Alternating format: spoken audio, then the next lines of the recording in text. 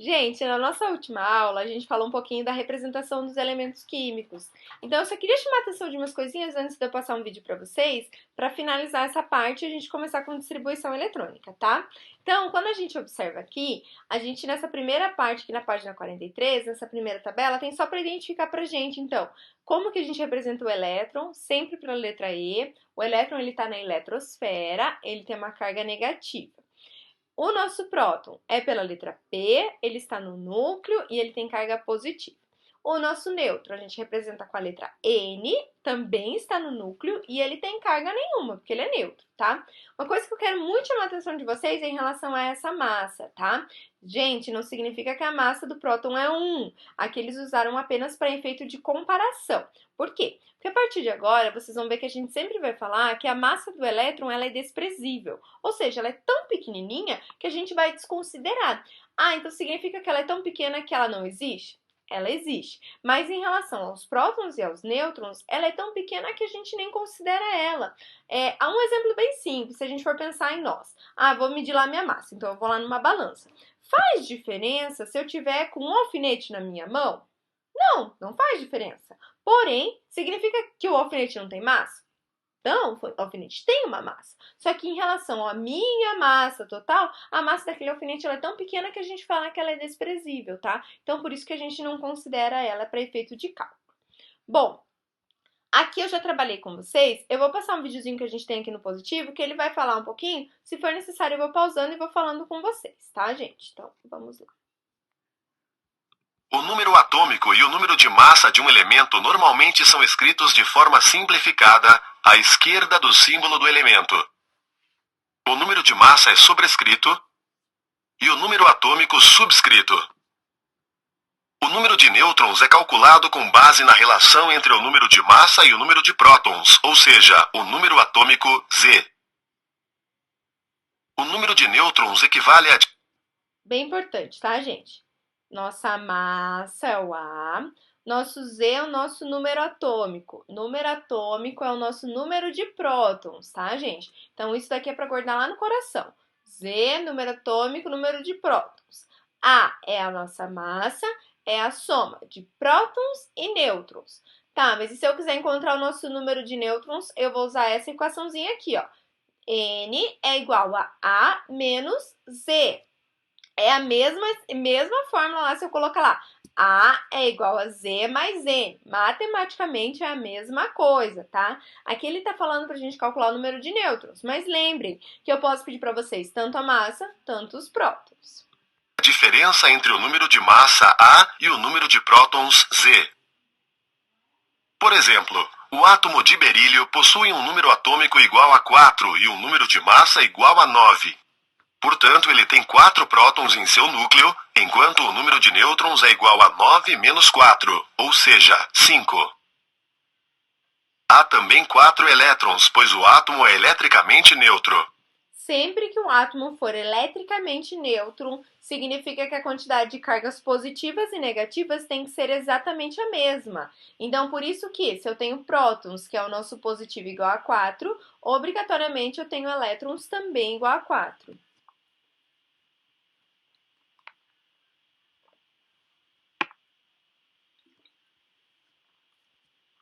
Beleza, pessoal? Então, esse daqui foi um videozinho pra gente finalizar essa parte. Se alguém tiver com dúvida, me procura e eu vou resolvendo os problemas de vocês. Sem problemas todos não, né? Só em relação a isso, tá? Deixa eu passar aqui. E aí, a gente vai compreender um pouquinho sobre a eletrosfera. O que a gente tem na eletrosfera do nosso átomo? Na eletrosfera, a gente tem os elétrons. Então, na nossa eletrosfera, a gente só tem os elétrons e a gente precisa compreender o que a gente tem de tão importante, então, em relação a esses elétrons. Bom, esses nossos elétrons, eles são muito importantes porque quando a gente pensa em uma ligação, quando a gente pensa em uma reação química, isso sempre acontece com os elétrons. Então, isso faz com que os elétrons eles sejam tão essenciais para a gente compreender onde eles estão e que de forma eles estão distribuídos. Quando eu falo isso, a gente tem que relembrar um pouquinho sobre o modelo atômico, que a gente vai pensar assim, os elétrons eles estão todos bagunçados de maneira aleatória? Não, não. Eles estão naquilo que a gente chama de níveis energéticos. Então, nesses níveis energéticos, eu tenho uma quantidade máxima de elétrons para estar ali. Então, obrigatoriamente, a gente precisa compreender como que acontece nesse percurso, tá? O que acontece se um elétron ele estiver em uma determinada posição, num determinado nível, se esse elétron ele vai ter maior ou menor quantidade de energia, tá? Então, lá na página, deixa eu olhar a página aqui com vocês, na página 46, a gente tem esse quadro aqui que vai falar um pouquinho sobre a análise do modelo de Bohr, que é um dos modelos que vem antes, então, da proposta quântica, mas eles não mudam muito, tá? Só pra gente compreender um pouquinho quais são as características desse nosso modelo quântico, tá, gente? Então, vamos lá. Os elétrons giram ao redor do núcleo em determinadas regiões denominadas órbitas estacionárias.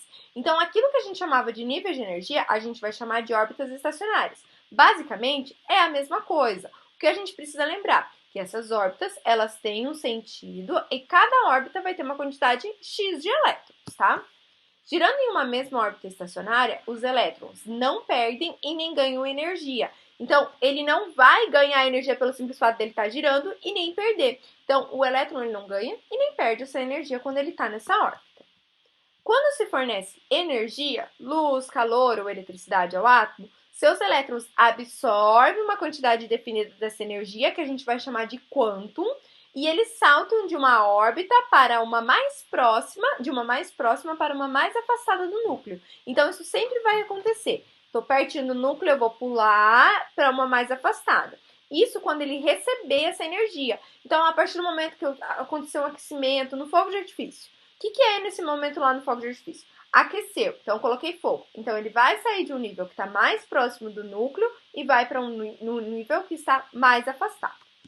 Quando o elétron ele voltar para essa órbita, ele vai emitir energia na onda eletromagnética, ou seja, na forma de luz, como lá no fogo de artifício. Então cada elemento químico ele apresenta uma coloração específica, tá? Por quê? Porque isso vai depender da característica desse nosso elemento químico, tá? Então, isso daqui a gente consegue explicar o espectro de emissão. Por isso que a gente tem todas aquelas cores, tá? Por isso que a gente tem fogos de artifício de várias colorações. Justamente pelo fato da gente ter essas emissões com cores diferentes, tá? Quando ele não recebe essa energia externa, os elétrons eles se encontram em estado de menor energia possível, que é o que a gente chama de estado fundamental. Toda vez que eu usar a palavra estado fundamental, significa que o nosso átomo ele está no nível de menor energia. Então, ele não está nem recebendo e nem perdendo energia. Ele está lá, está com a sua energia normal, porque ele não perde, não ganha, e está tudo certo. Só vai acontecer esse processo dele pular de uma órbita para outra a partir do momento que ele receber energia. Então, se ele receber energia, ele vai para uma mais distante do núcleo, e quando ele for liberar essa energia recebida, ele vai retornar para o nível mais próximo do núcleo, tá? Esse nível que ele pula, esses níveis, essas órbitas, a gente fala que ele está excitado, tá? Ou modo ativado. Essa excitação eletrônica, ela só vai acontecer de novo na presença de luz, calor ou eletricidade. Ok, gente? Bom, algumas coisas são bem importantes, tá? Atualmente, a gente tem 7 níveis, 7 órbitas, 7 camadas de energia. Então, tudo isso é sinônimo. Camada, nível ou órbitas, tá? Isso dali a gente tem até hoje 7, tá? Essas 7, elas são definidas pelas letras K, L, M, N, O, P, Q. Então lembrem que sempre a camada mais próxima do núcleo começa com a letra mais linda do alfabeto, a letra K. E aí, em sequência alfabética, a gente chega até o Q, tá, gente? Bom, essas camadas, toda vez que a gente falar camada, a gente vai usar uma letra do alfabeto. Então, K, L, M, N, O, P, Q. Quando a gente passar em nível, são os números de 1 a 7. Prof, tem como ter mais do que 7? Atualmente, nesse momento, não temos. Existem alguns estudos que eles estão tentando produzir um elemento químico artificial, que vai ter 8 camadas energéticas. Mas ainda não é uma realidade para nós, tá? A gente ainda tem 7 camadas. Quero que vocês puxem já uma flechinha aqui e escrevam. Cada camada representa um período da tabela periódica. Períodos são as nossas linhas na tabela periódica. Então, por isso que no máximo a gente tem 7. Opa, no vídeo ficou o contrário.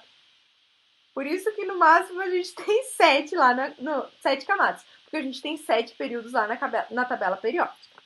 Lembra que eu falei para vocês que cada nível comportava uma quantidade máxima de elétrons? É exatamente isso que acontece aqui. Então, lá na minha primeira camada, na camada K, que é a camada mais próxima do núcleo, ele suporta apenas 2 elétrons. Na nossa camada L, apenas 8. Na M, 18. Na N, 32. Na O, 32. Na P, 18. E na Q, 8. Prof, eu preciso lembrar? Preciso decorar? Sim! Então, façam um coraçãozinho, marquem lá no coração de vocês, porque isso é muito importante. K2, L8, M18, N32. Cheguei no ápice, 32. Aí eu vou diminuindo. N32 de novo, P18, Q8. Não tem mais do que isso. Então, 2, 8, 18, 32, 32, 18, 8. Acabou. Beleza, gente? Precisa lembrar disso. Outra regrinha que talvez fique mais fácil para cada um de vocês, aí cada um escolhe a forma. Tem a regrinha para a gente determinar a quantidade máxima de elétrons, que é usando essa nossa fórmula, 2 vezes n ao quadrado. Detalhe, vocês perceberam que eu falei quantidade máxima? Então, se é a quantidade máxima, eu posso ter menos do que isso, tá? Então, surpresa, na camada K eu posso ter só um elétron? Pode. Na camada L eu posso ter só 5? Pode também, tá? Importante, essa é a nossa quantidade máxima. Eu só pulo para a próxima camada a partir do momento que a primeira está cheia. Então, eu só posso ir para L se na K tem 2. Eu só posso ir para M se na K tem 2 e na L tem 18. Caso contrário, não, tá? Então, observe. Isso daqui, puxem lá, não tem no livro de vocês, então anotem. Regrinha para a gente calcular. 2 vezes n ao quadrado. Prof, dá para fazer com algum exemplo? Dá, vamos fazer aqui com a L. Então, ó, na nossa L, a gente tem o quê? Nível 2. Então, 2 vezes 2 ao quadrado. Quanto que é 2 ao quadrado? 4. 4 vezes 2? 8, tá? Então, aí vocês escolhem como, se quiserem fazer para todos eles, pode fazer, mas vai dar certinho, tá? O nosso N aqui, ó, é o nosso nível, tá? Então, coloca lá, 2n ao quadrado. N é o nosso nível, ok? Aqui tem um espectro, tá? Que é justamente aquele feixe de luz que eu falei para vocês, a questão. Então, ó, aqui tem uma fenda. Essa nossa lâmpada tá passando pelo nosso prisma, na qual a gente vai ter a divisão de cada uma dessas cores, na região do visível, que é a região que a gente consegue visualizar, tá, gente? Bom, até o ano passado, a gente fazia essa distribuição pelas nossas camadas, tá? Nesse momento, a gente vai começar a entender que dentro desses nossos níveis de energia, a gente tem aquilo que a gente chama de subníveis. Esses nossos subníveis, a gente vai começar a compreender que dentro desse nível, ele pode ser subdividido em várias partes, tá? Então, quem são essas minhas partes? São os meus subníveis. Esses meus subníveis podem ser o S, o P, o D e o F. E aqui eu tenho a quantidade máxima de elétrons que cabe em cada um desses meus subníveis. Então, no meu subnível S, suportam 2 elétrons, no meu P, 6, no meu D, 10 e no F, 14. Nunca vai ser mais do que isso, tá, gente? Bom, para a próxima aula, eu vou mostrar para vocês bem certinho como que acontece essa distribuição, tá? Mas o que eu já quero chamar a atenção de vocês? Que nesse momento a gente precisa entender o quê? Se lá na minha camada K tem 2, eu vou ter só um subnível, que é o S, que ele cabe 2. No meu L, tenho 8 elétrons, então significa que só o meu S não vai dar conta. Eu vou ter o subnível S e o P. Na minha camada M, eu vou ter o S, o P e o D. Aqui na minha N, o S, o P, o D e o F. Por quê? Porque a soma de elétrons que cabe em cada subnível tem que ser igual à quantidade total que cabe nesse meu nível, tá? Por quê? Porque cada subnível ele funciona também como uma caixinha. Só cabe em aquela quantidade de elétrons. Não cabe mais do que isso. Então, se o meu elemento estiver lá no meu primeiro nível, ele só tiver um nível, significa que ele só vai ter um subnível S. Prof, para que serve isso? Isso serve para quando a gente for olhar a distribuição, para quando a gente for fazer uma ligação química ou até mesmo para a gente determinar algumas características desse nosso elemento. Então, para isso que a gente precisa lembrar como funcionam cada um desses nossos subníveis. Beleza? Na próxima aula, então, eu começo distribuição eletrônica e aí a gente vai conversando por aqui, tá bom, gente? Beijo, até mais!